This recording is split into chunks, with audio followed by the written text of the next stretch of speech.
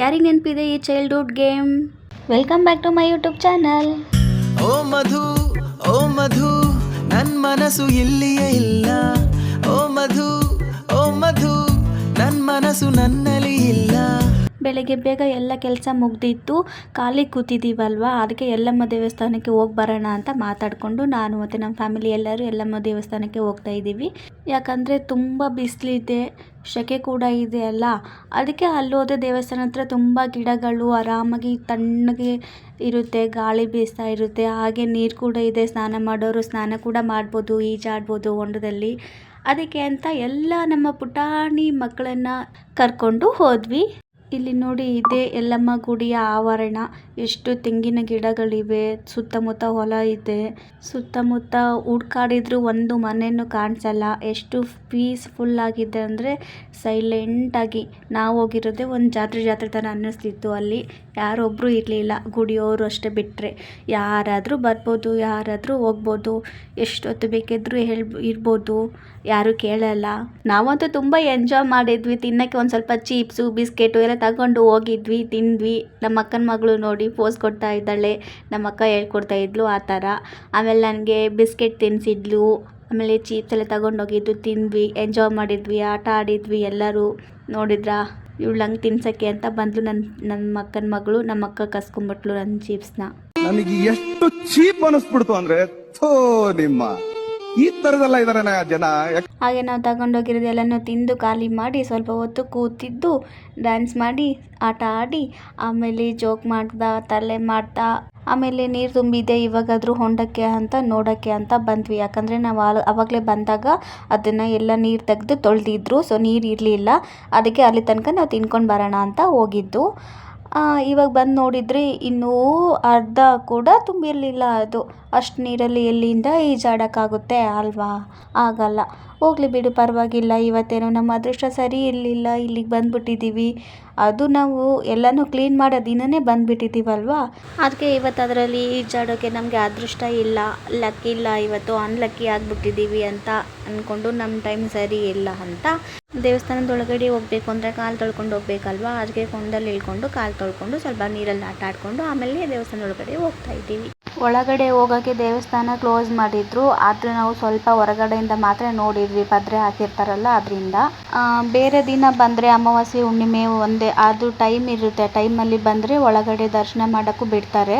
ಹಾಗೆ ವಿಶೇಷ ಪೂಜೆ ಟೈಮ್ ಕೂಡ ಇರುತ್ತೆ, ನೀವು ಅಭಿಷೇಕ ಕೂಡ ಮಾಡಿಸ್ಬೋದು. ಹರಕೆ ಹೊತ್ಕೊಳ್ಳೋರು ಹರಕೆ ತೀರ್ಸೋಕ್ಕೂ ಕೂಡ ಬರ್ತಾರೆ ಇಲ್ಲಿಗೆ. ಇನ್ನೂ ಚೆನ್ನಾಗಿ ಪೂಜೆನೂ ಆಗುತ್ತೆ, ಮದುವೆಗಳಾಗುತ್ತೆ, ಸಾಮೂಹಿಕ ಮದುವೆ ಇಲ್ಲಿ. ನಾವು ಕೂಡ ಹೊರಗಡೆಯಿಂದನೇ ದೇವ್ರಿಗೆ ಕೈ ಮುಗಿದು ದೇವಸ್ಥಾನ ಸುತ್ತಮುತ್ತ ಎಲ್ಲ ಒಂಟು ನೋಡ್ಕೊಂಡು ಬರೋಣ ಅಂತ ಹೋಗ್ತಾ ಇದ್ದೀವಿ.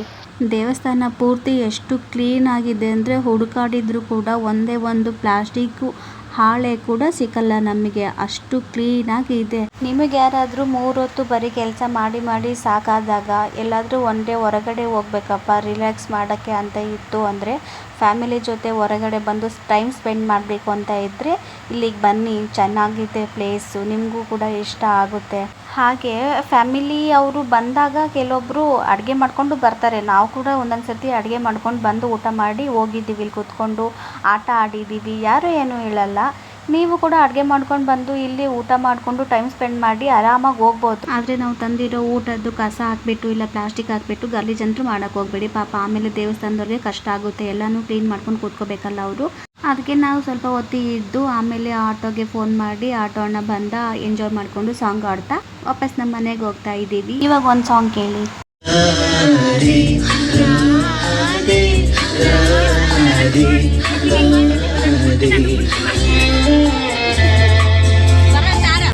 ಅವಳೋದ ಜಗವೆಲ್ಲ ಚಿಗುರಿ ಮೆಲ್ಲ ಮೆಲ್ಲ ಕೋಗಿಲೆ ಗಾನವೆಲ್ಲ ಚೂತಿರೆ ಮೆಲ್ಲ.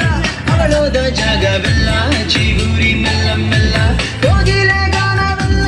ಮನೆಗೆ ಬಂದು ಒಂದು ಸ್ವಲ್ಪ ಹೊತ್ತು ಕೂತ್ಕೊಂಡಿವಿ. ನಮ್ಮ ನಕ್ಷತ್ರ ಕೃತಿಕ ನಾನು ಹಿಂಗೊಂದು ಆಟ ಹೇಳ್ಕೊಡ್ತೀನಿ ಬಾ ಅಂತ ಹೇಳಿದ್ಲು.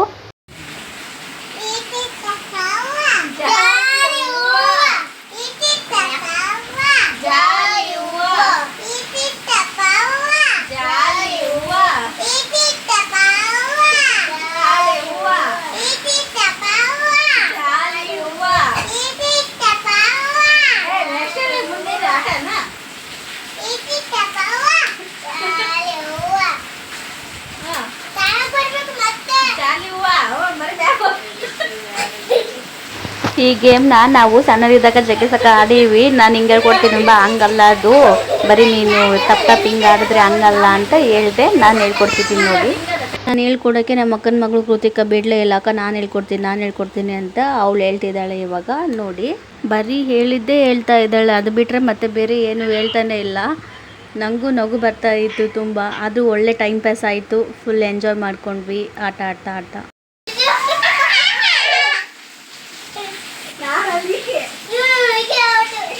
ನಾನು ಮತ್ತು ನಕ್ಷತ್ರ ಇಬ್ಬರಲ್ಲಿ ಯಾರು ಗೆದ್ದಿದ್ದು ಸೋತಿದ್ದು ಅಂತಲೇ ಗೊತ್ತಾಗಲಿಲ್ಲ. ನಾನು ಹೇಳ್ಬಿಟ್ಟೆ ಇವಳೆ ಅಂತ. ಇವಳು ಕೂಡ ಈಕಿನೇ ಅಂತ ಹೇಳ್ತಾ ಇದ್ಲು ಸೋತಿದ್ದು. ನಮ್ಮಿಂದ ಮನೆಯವರೆಲ್ಲರಿಗೂ ಫುಲ್ ಎಂಟರ್ಟೈನ್ಮೆಂಟ್. ಏನು ಕೇಳ್ತೀರಾ ಗೊತ್ತಾ? ಇದಾಗಿತ್ತು ಇವತ್ತಿನ ವ್ಲಾಗ್. ಮತ್ತು ನೆಕ್ಸ್ಟ್ ವೀಡಿಯೋದಲ್ಲಿ ಸಿಗ್ತೀನಿ. Tata bye bye, take care. ನನ್ನ ಯೂಟ್ಯೂಬ್ ಚಾನಲ್ನ ಸಬ್ಸ್ಕ್ರೈಬ್ ಮಾಡ್ಕೊಳ್ಳಿ, ಹೀಗೆ ಸಪೋರ್ಟ್ ಮಾಡ್ತಾ ಇರಿ. Thank you so much for watching.